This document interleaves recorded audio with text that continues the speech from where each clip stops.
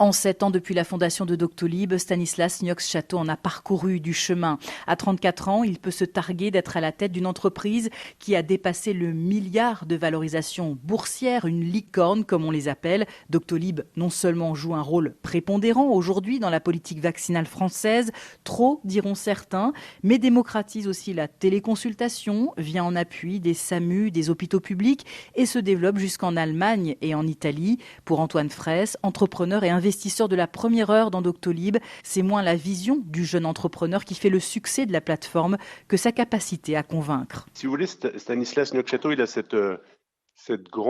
grand talent d'être à la fois capable de créer un produit. En l'occurrence, Doctolib, c'est d'abord un service technologique, mais aussi de le vendre.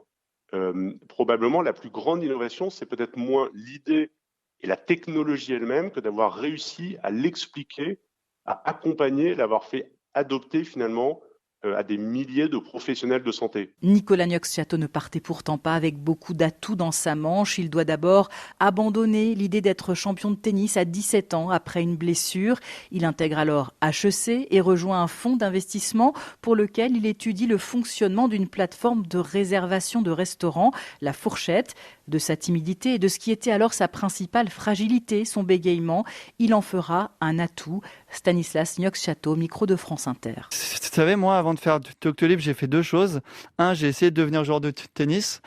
Et 2, j'ai bégayé. Je bégaye encore, d'ailleurs, vous devez l'entendre. D'ailleurs, j'ai déjà été discriminé dans des entretiens d'embauche de grandes entreprises françaises sur le bégaiement en me disant tu ne seras pas capable d'aller devant un client, tu ne seras pas capable de faire une réunion.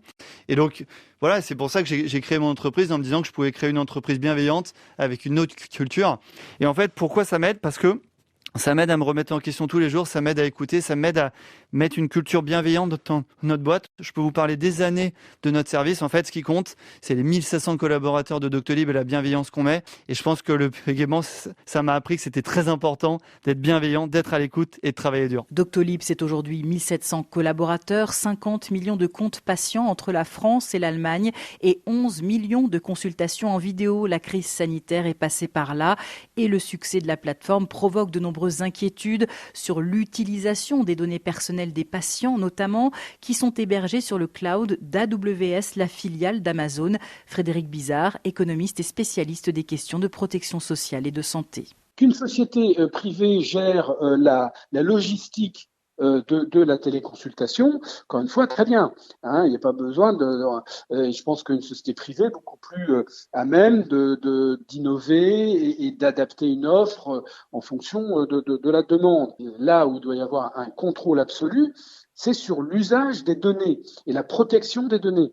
C'est ça. Donc, est-ce qu'on confie cet usage et cette protection des données à une société privée qui stocke ces données dans une autre société privée, en plus étrangère? Là, personne ne peut nier que là, on est face quand même à un certain nombre d'interrogations. Stanislas Niux-Château se défend de toute volonté de main basse sur ses données personnelles qui sont bien protégées, ajoute-t-il. Il préfère avancer dans son projet, améliorer le quotidien des soignants tout en profitant des failles du système de santé français en termes de numérique.